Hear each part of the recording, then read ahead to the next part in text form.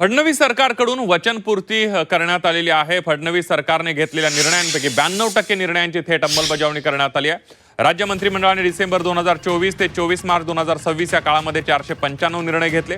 495 पैकी 458 म्हणजे 92.50% निर्णयांची अंमलबजावणी करण्यात आली आहे। एकूण 37 निर्णयांच्या अंमलबजावणीची कार्यवाही सुरू आहे। बहुतेक विभागांचा स्कोर 90%हून अधिक आहे। मुख्य सचिवांच्या कार्यालयाने सादर केलेल्या अहवालातील माहिती आता समोर आलेली आहे।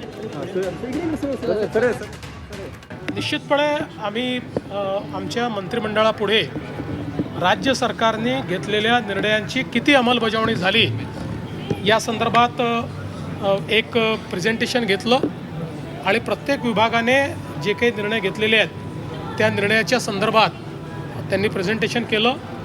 त्यात 92% निर्णय हे पूर्णपणे कार्यान्वित झाले आहेत। 8% निर्णय असे आहेत की ज्यातले काही निर्णय हे राज्यपालांकडे किंवा राष्ट्रपतींकडे प्रलंबित आहेत, आता ते कायद्याच्या स्वरूपात आहेत आणि काही निर्णय हे 2-3-4 डिपार्टमेंट्स इन्व्हॉल्ड असल्यामुळे त्याचं अजून कार्य चाललेलं आहे। पण एकूण प्रगती जी आहे ती चांगली आहे।